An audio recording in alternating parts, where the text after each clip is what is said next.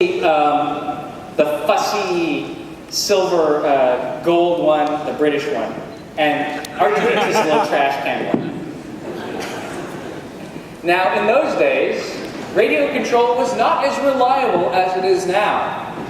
So the more reliable choice was to put a little person inside of the robot, and that was Kenny Baker.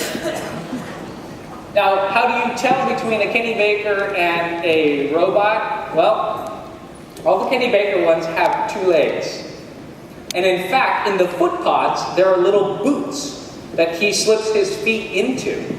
And he sort of crouches in there and does the thing and fiddles the eye moving around, and they add all the sounds afterwards. All 3-legged ones, those are all robotic puppets.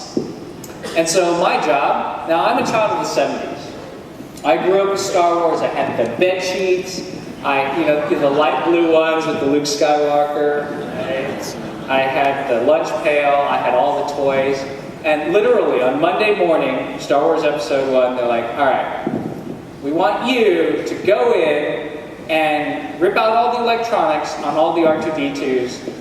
What do you think about that? I'm like, yeah, I could probably handle that. But, inside, my inner fanboy was like, oh my God, this is R2-D2. This is an iconic figure of my childhood.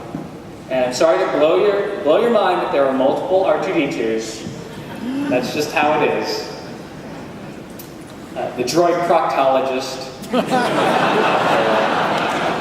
And if you actually do have a sharp eye and you're a Star Wars fan, you'll see on the right, my battery, that orange thing, is resting on the land speaker in the archive building. So, yeah, it's good times. There are 13 R2-D2 units, including the stunt ones and the Kenny ones, and it's a big crew. And pretty much, Don Bees, who's at the far left, was the head of that crew. And it came to, they were redoing, actually it was a special edition. They needed people in Los Angeles, Washington, D.C., Miami. They were doing all these appearances at once. So Don said, do you want to be an R2-D2 driver? And I said, sure. And so Don and Nelson and I became the only 3 people who were officially licensed to drive R2-D2. I thought maybe we should give ourselves like 00, but even, there were fewer of us than there were 00 agents.